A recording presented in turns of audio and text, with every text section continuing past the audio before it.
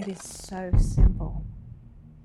Like, love is the energy, the real energy of everything that nourishes who we are, everything that's alive, what we're here to do. This state of true compassion within self-worth is true self-value, true awareness of the incredible nature that we are. When you were lying on that hospital bed in Mauritius and your organs were shutting off and you were half conscious, I guess you kind of literally stared death in the face. What was going through your mind?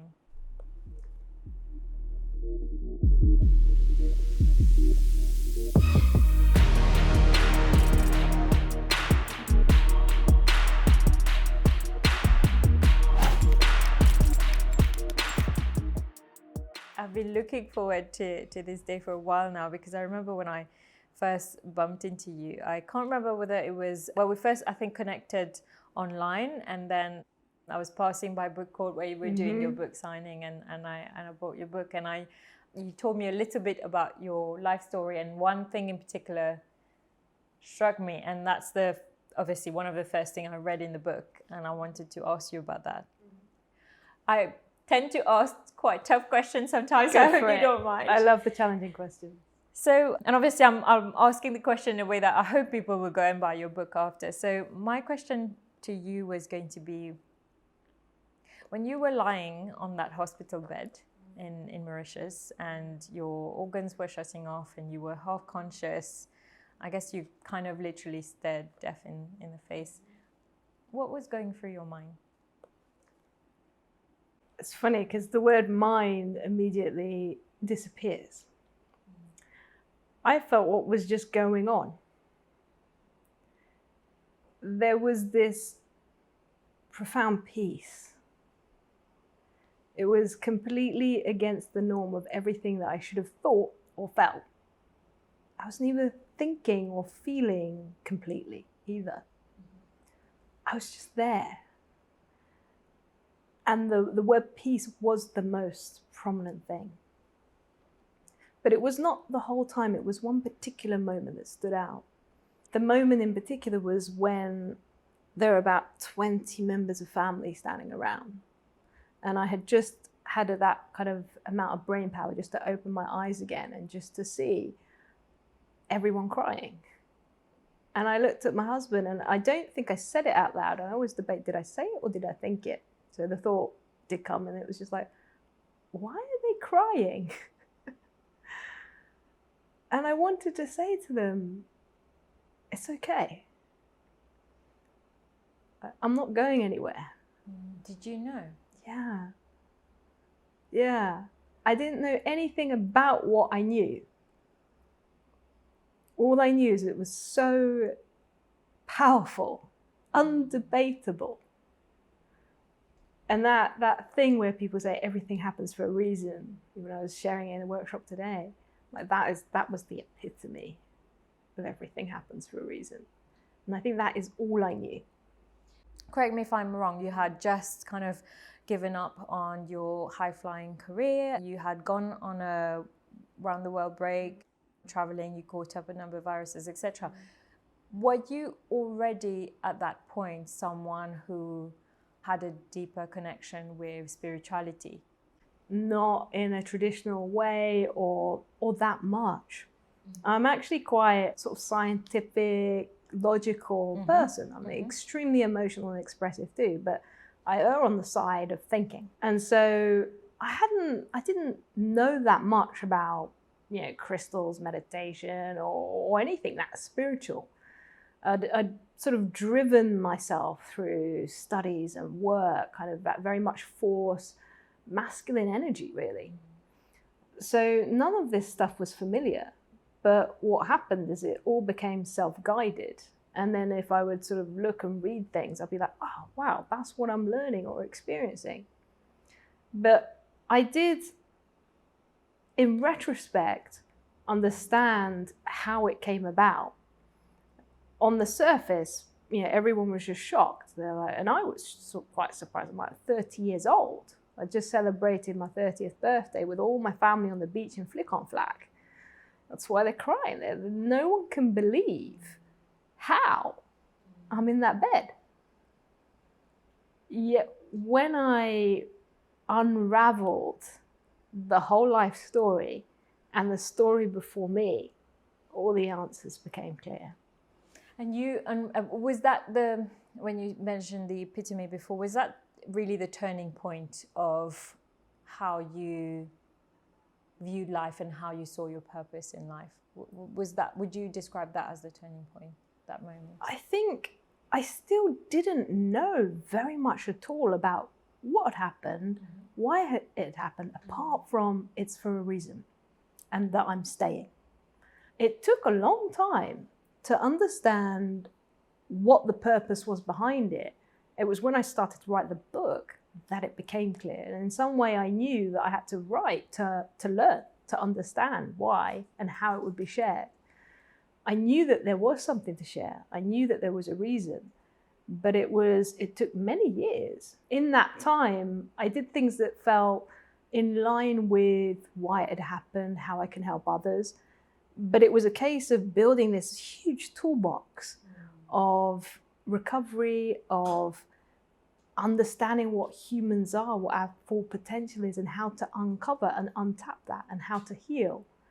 So for a long time, I was just doing so many voluntary workshops around London on personal transformation and just sharing as I went all the tools I was learning.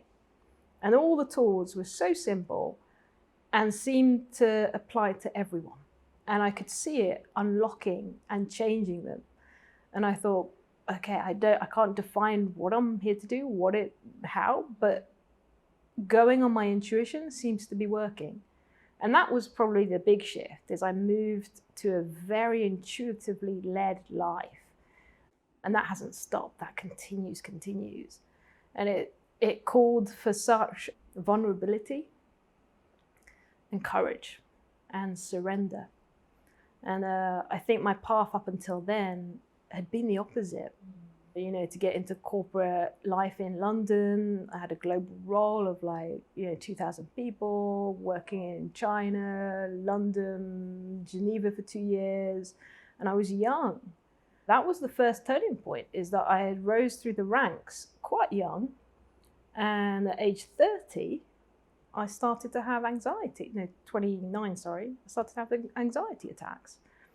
And I couldn't control those. Or understand why they were happening. No. And my technique for controlling things was the antithesis of what I needed. And then overnight, I quit my career.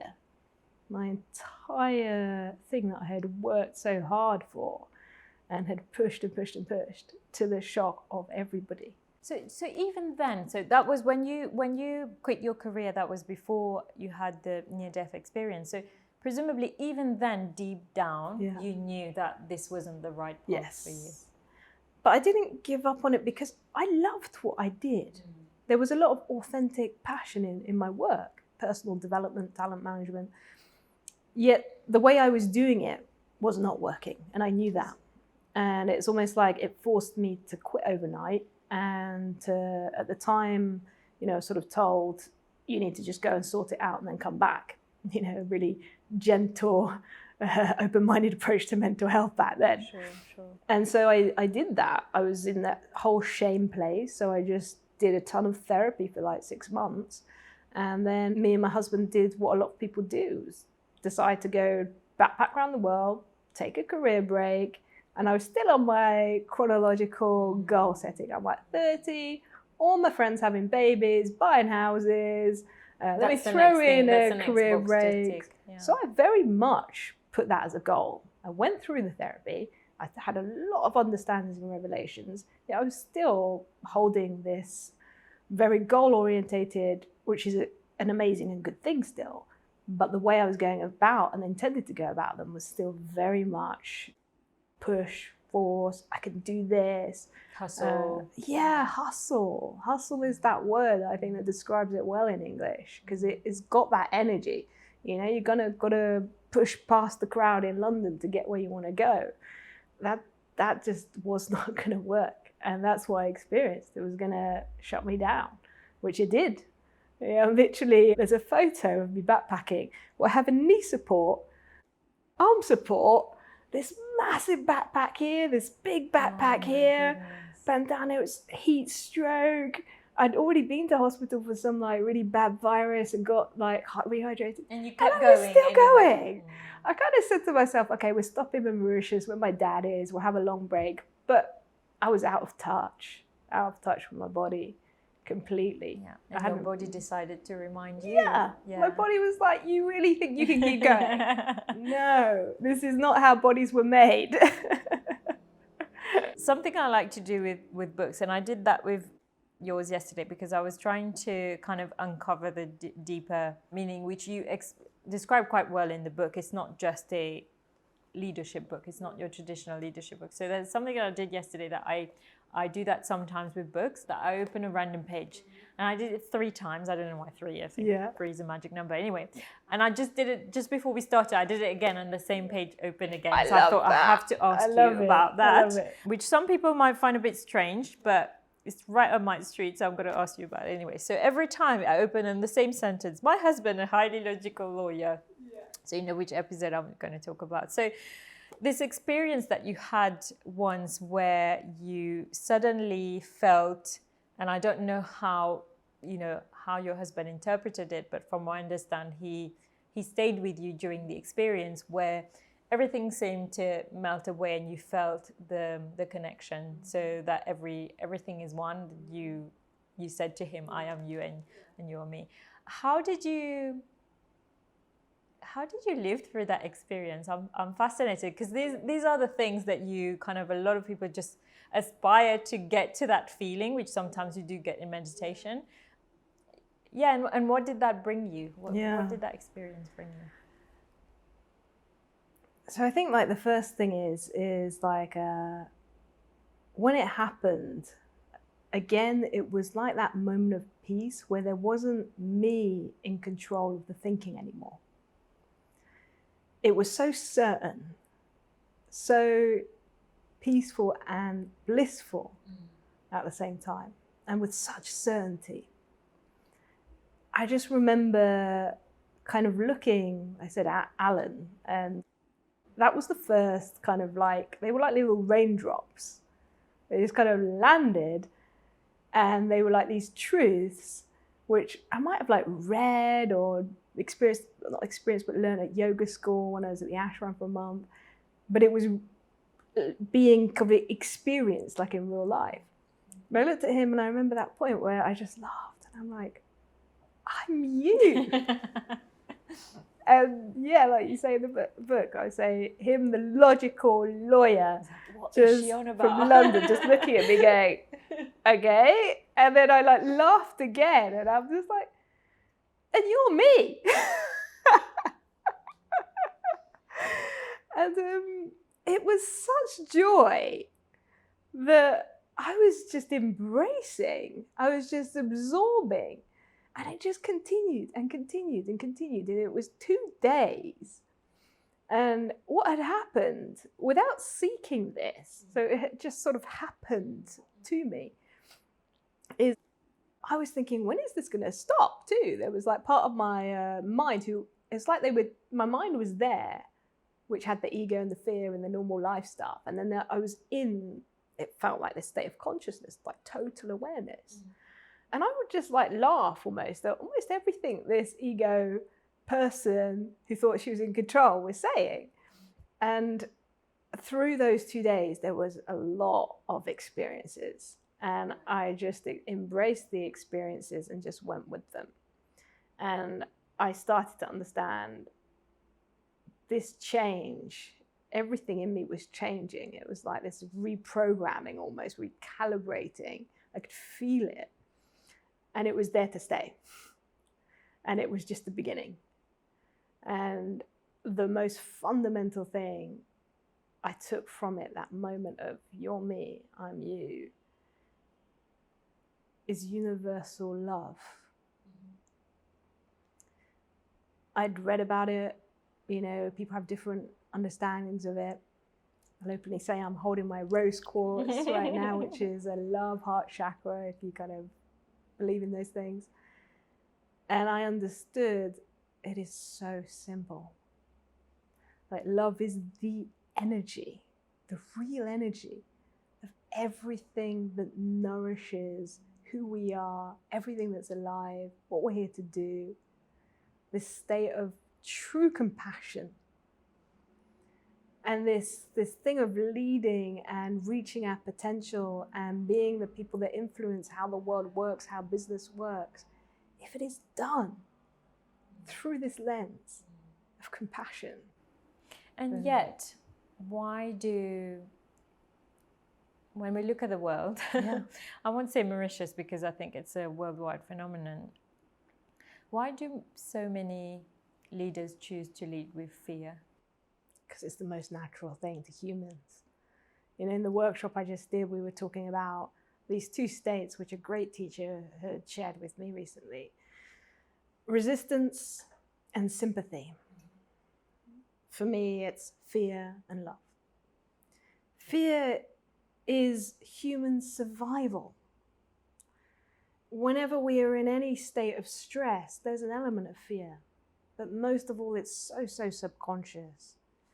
You know, in different parts of the world, and I look at Mauritius, and which is why I was drawn to come here, the fear state is high. You know, if we look to how we're conditioned, and this was the process I had to go through understanding and unraveling, we were not that far away from very periods of such struggle. Our parents, our grandparents, their parents. Someone was on a boat coming to a very different life. Someone was just working night and day to survive and provide for their family in poverty. You know, Mauritius is very astounding at the rate in which it's developed. And we can look to our beautiful Eben and these beautiful places, but it wasn't that long ago that we came from somewhere so different. And with that state of survival is fear, is, am I safe? And we're asking ourselves on the subconscious level, I was asking myself constantly, but not hearing the question, am I safe?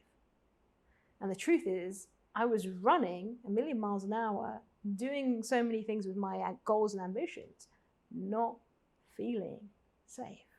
Do you think it's sort of ancestral / the way you grew up, where, as you said, you know, where, you know, your parents moved to the UK, I guess, before you were born, and this kind of this mindset of, you know, I want a better life for my children, so I will work. I think you said at one point they were working three jobs in a week, and that kind of mentality of, you know, the immigrant mindset where you want your children to have a better life than you did.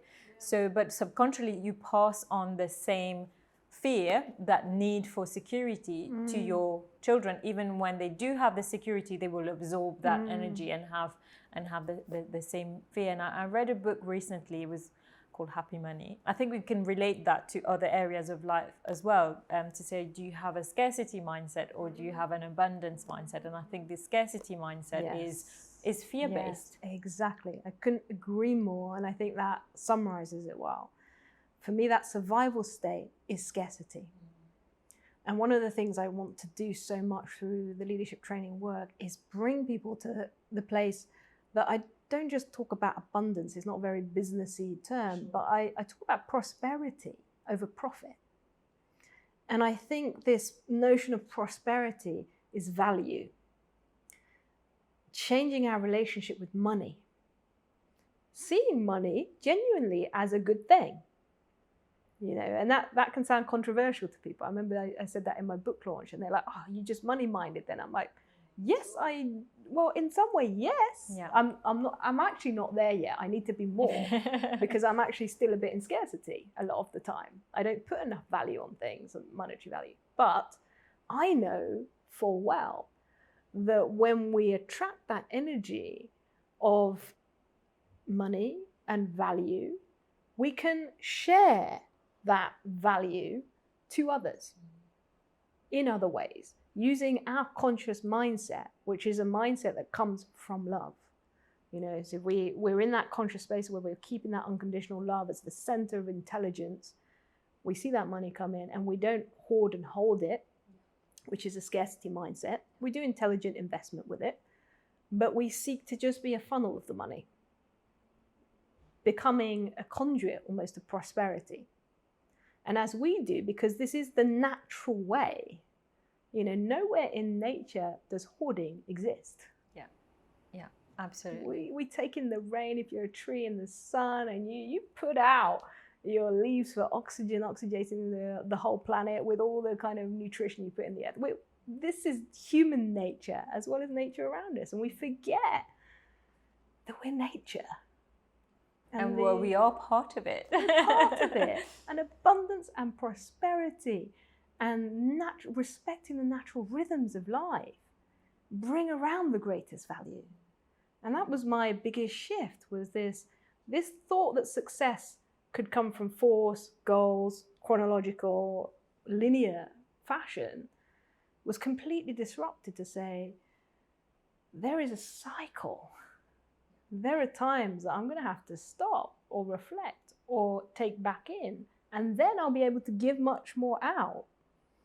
And we're told these things all the time, especially as women who have their own cycle. We're so connected to cycles. And I remember having to really learn that lesson when I was getting pregnant with my second child. Because I was like, the lessons are going deeper here. This is so much more subtle than I realized. Yeah. What you said about money, and you mentioned energy as well. And I believe that as well. It's just another form of energy. And just like anything in life, look at water. I like using water as an example. If you leave a puddle of water stagnating, it will attract disease, as I like to call it. Yeah. And it's the same thing with money. If you hoard it, if you hold on to it, you're not letting it circulate. Whereas if you, and I love this book by Khalid Gibran, The Prophet, and he says the hands, and I've said it before in another podcast, but I just love that chapter, the hands of the giver are never empty. It's the same mindset that you said, that being a conscious leader, and we're going to talk a bit more about that in a minute, shouldn't be about profit, but it shouldn't be about being embarrassed to talk about money, to talk about financial performance and financial targets, so long as it's aligned with your purpose. Yes, and values. Exactly. So in a nutshell, how would you describe a conscious leader? Okay. I change definition all the time, so let me see this definition. Okay. First of all, the word consciousness. Mm-hmm. For me, the most simplistic form is total awareness. Okay. Awareness being a source of intelligence. One that comes from an intuitive space and an intellectual space, and understands the instinct part. So the part that's in fear, and decides to put that aside. So it's a conscious choice. You've decided to put instinct aside.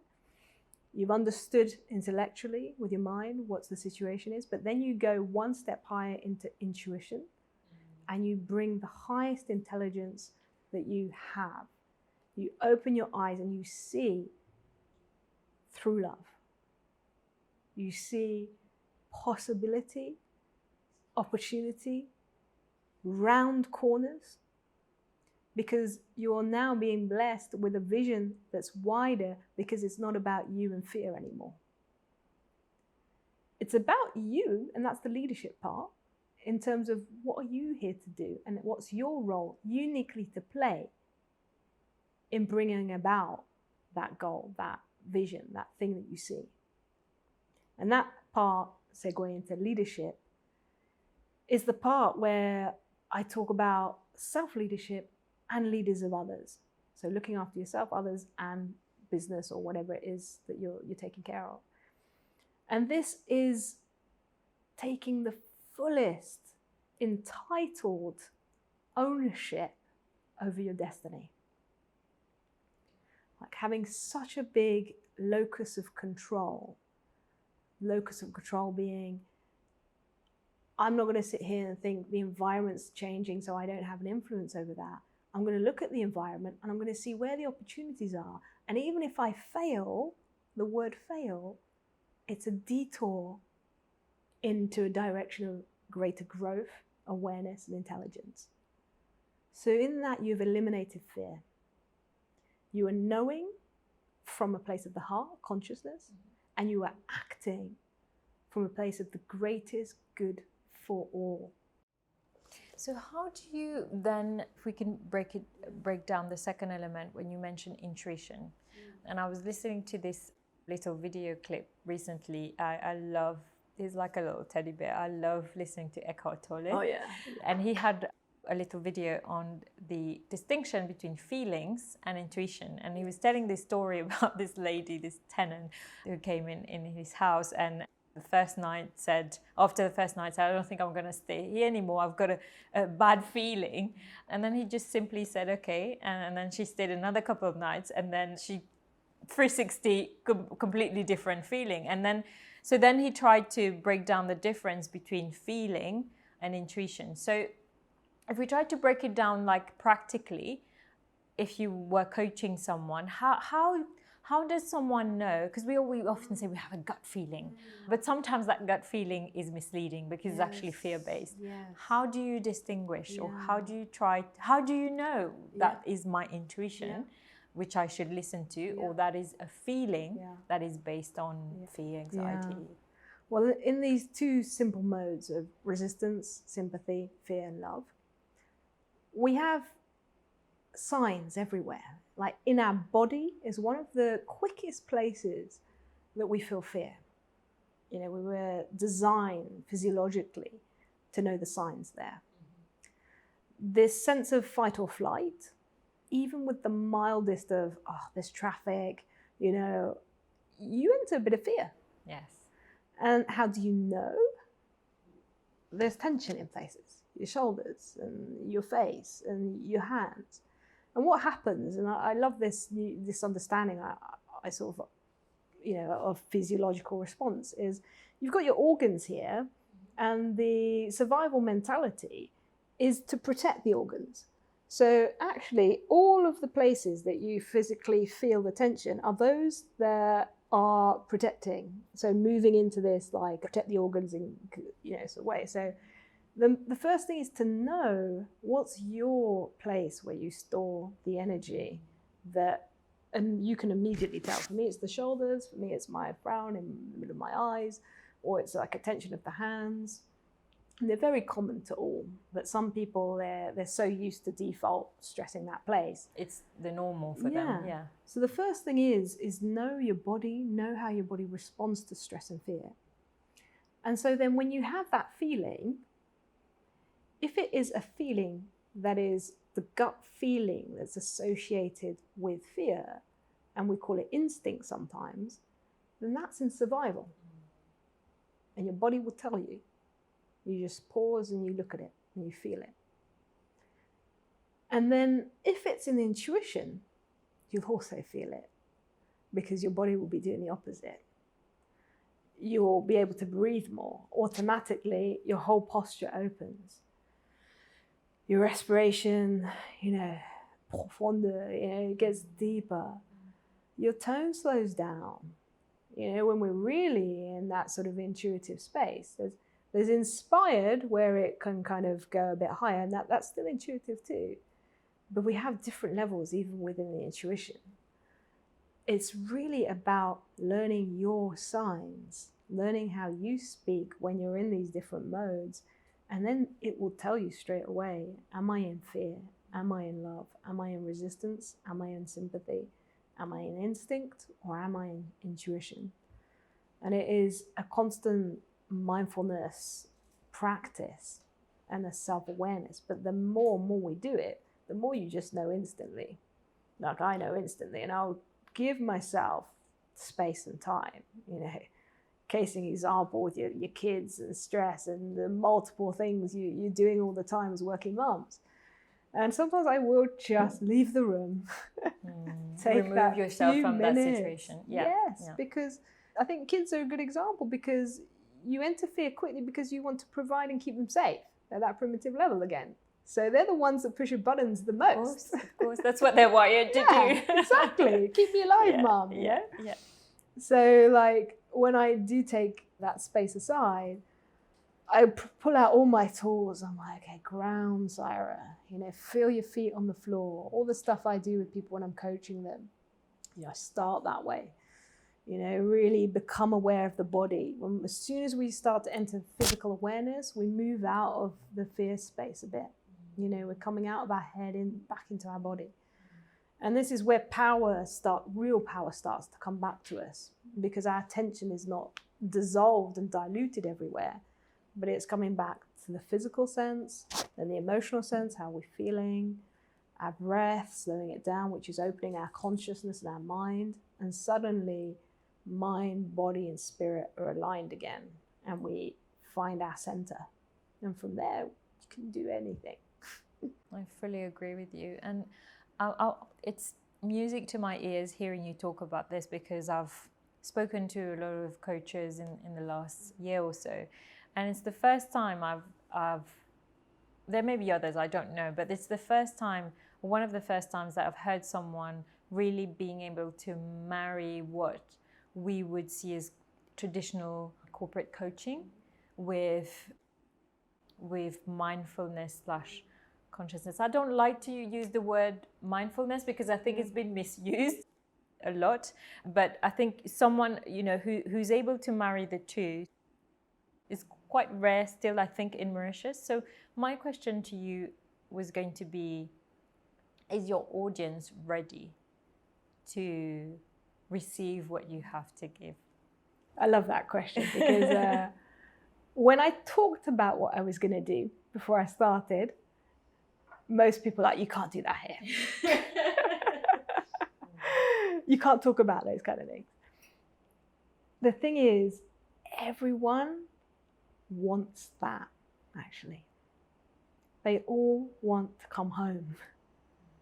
Home being the place of presence, compassion, awareness, connection. And so I meet people where they are, use the language they're using, use the references they're using, and keep it so simple that people can identify themselves with that safely. And then they go at the pace that's ready for them. I was drawn back into corporate after 10 years, being away from it. I didn't think I would go back in corporate. Yeah, I felt the biggest call here, and it specifically being Mauritius. I felt that if we could unlock some of this tightness, this fear, oh my goodness, we could prosper.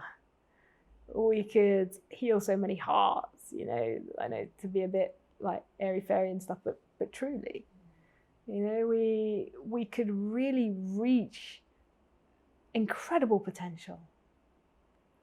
Because it's a unique place. We are such a blend of cultures, of intelligence, of connection and community in some ways.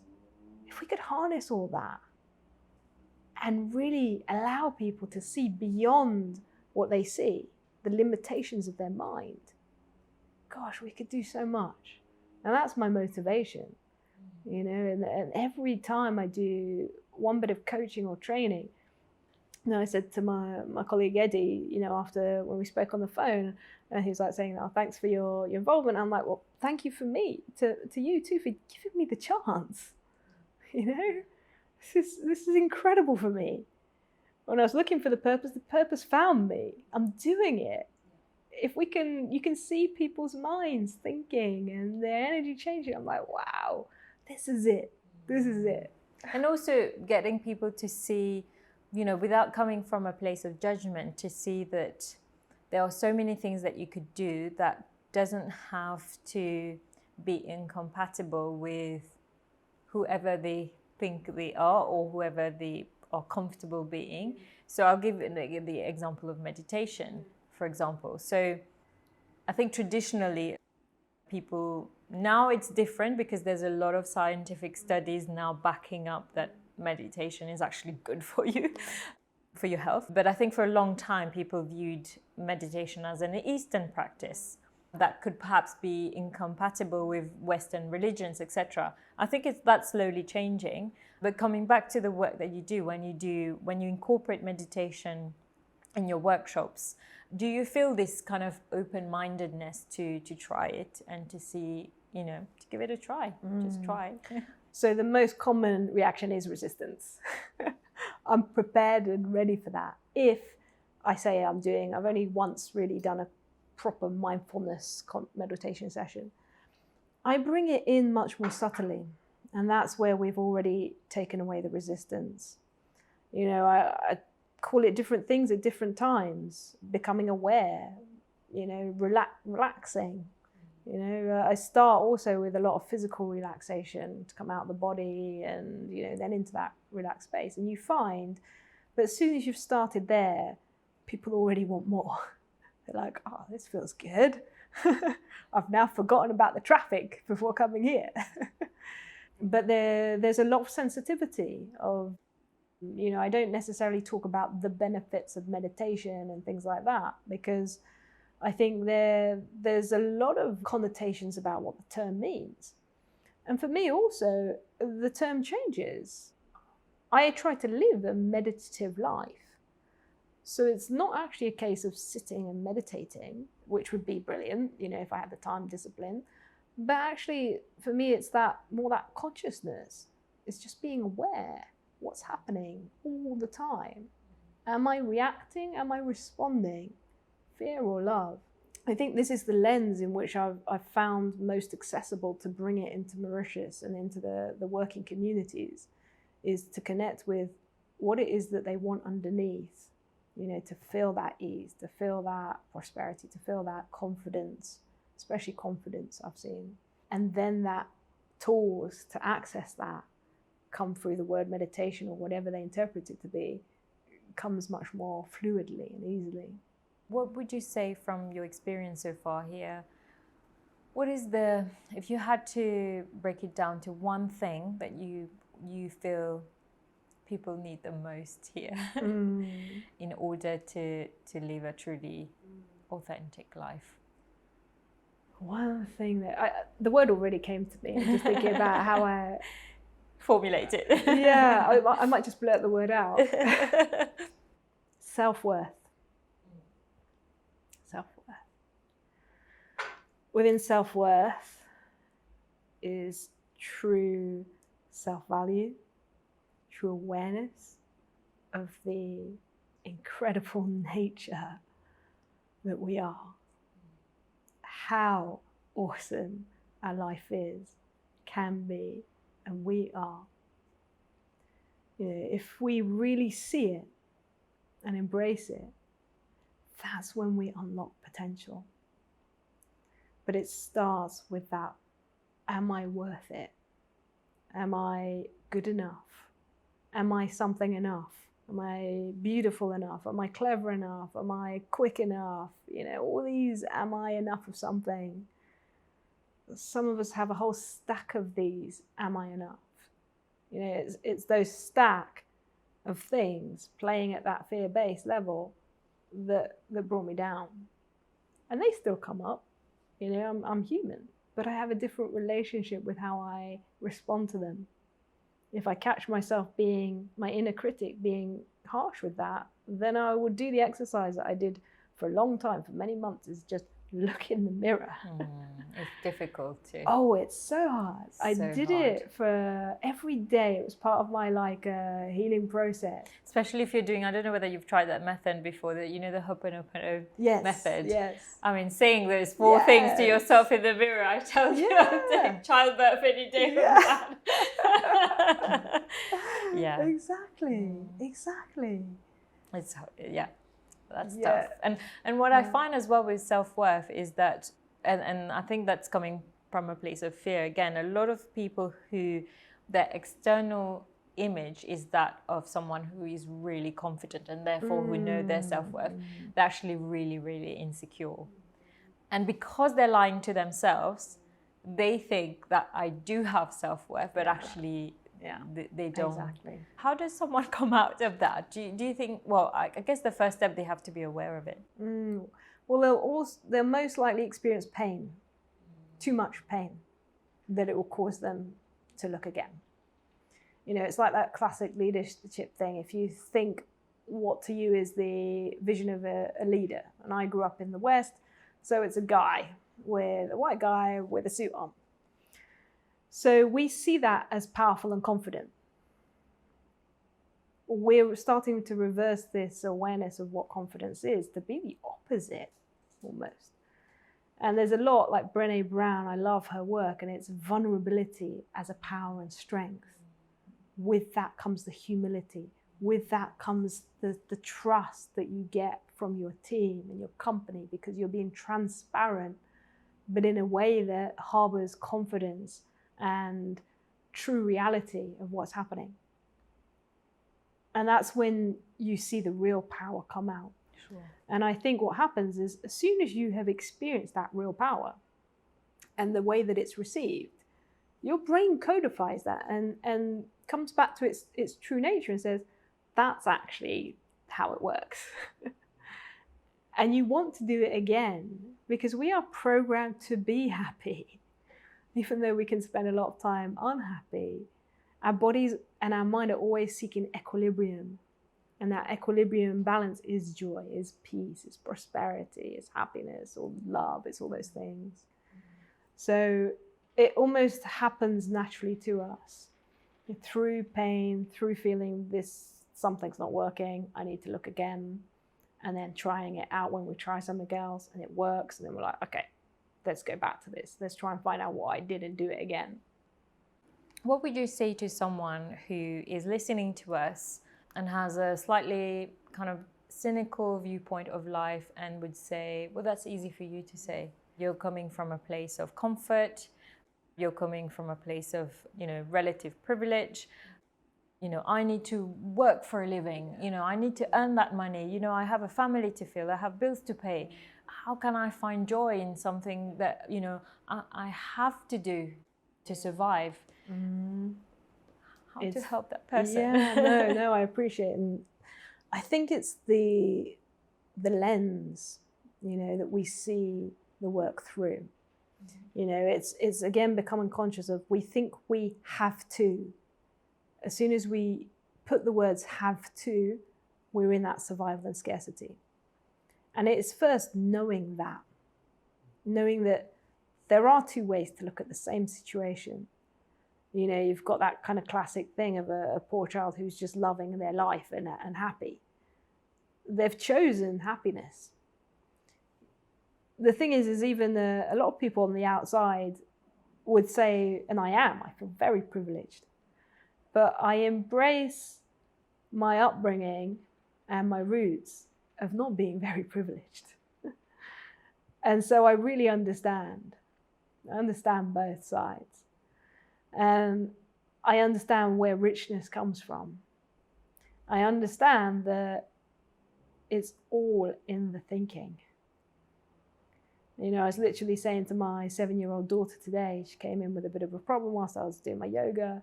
It was negative, and I've heard this story before. I'm like, try to do Shavasana, relax. Yeah. I'm like, that's exactly the moment they'll walk in. when they're big problems. And I was like, Aisha, how you think is going to influence how you feel.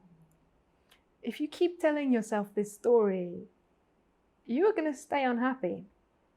That thing happened already. We've talked about that before. What do you want to feel? And then she's sort of thinking about it, and we sort of and I ask her a more kind of proactive question where she comes up with a solution, and she's shifted out of it. And the thing is she's 7 years old. I've had this conversation before, and I will carry on having it for the rest of her life. Up again. For the rest of her life. Like the same conversation I have with myself. Our thoughts influence our feelings, no matter what our situation, what our privilege, what our resources are. You have to know that. You have to want to believe it. And you have to have faith in yourself, and that's the self-worth, that you deserve good. You deserve good. We're not inferior to anything. There is no superior, inferior in reality. We just are. And also, I think I hope I'm not going to offend anyone by saying that. I think to take ownership of your life, because I think it's easy, and we've been programmed over thousands of years to think that there is an external force deciding, and I'm not saying there's no higher power. What I'm trying to say, I guess, is that we have ownership over how we influence our life. We're not some sort of passive, spectator. Yes. We need to be in the driving seat. We're co-creators of our destiny. We really are. And I think this survival mentality before, I know in my family with Indian cultures, zindagi, destiny was this word that's thrown around a lot. And it's like, our destiny was this. So we stay in this. And the co-creation part says, if there are forces bigger than me, then I'll create it with you. You've got the plan for us, for whatever your belief system, if it's material or immaterial, can always be bigger. We are destined to be big. We are destined to grow and evolve. So from that space, we can choose how we do that.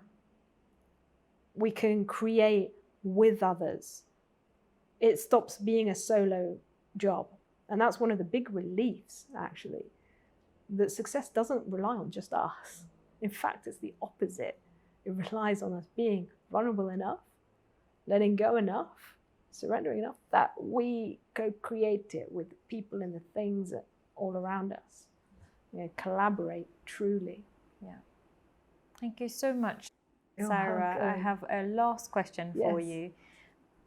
I guess you might say for everyone, but who do you think would benefit most from reading your book, and why? I want everyone in the workplace in Mauritius to read it. Love it.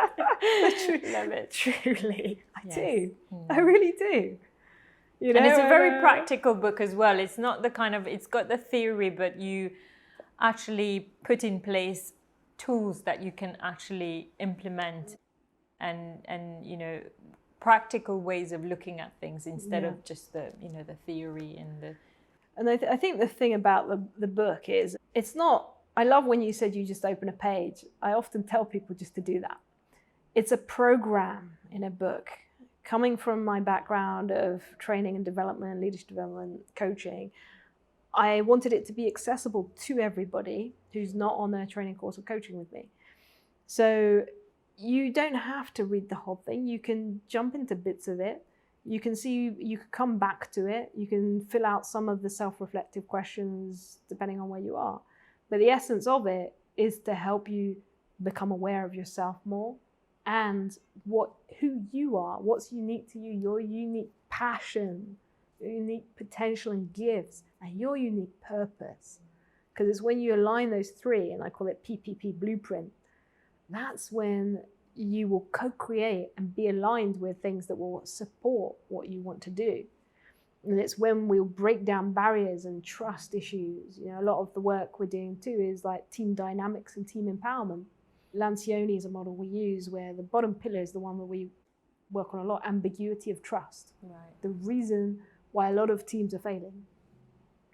If we can align with this conscious state and awareness and passion, potential, purpose, that ambiguity of trust starts to dissolve. And as soon as we have trust back, authenticity, consciousness, foundations of love, we can start mounting through to real team performance, not just throwing team building onto everything, but which has its place, but really getting down to the base foundation level. How do we really be together in a way where we respect and work together to our bestest of potential and ability? Thank you. You're welcome. So much. Sorry, last question. Yeah. Where can people buy your book?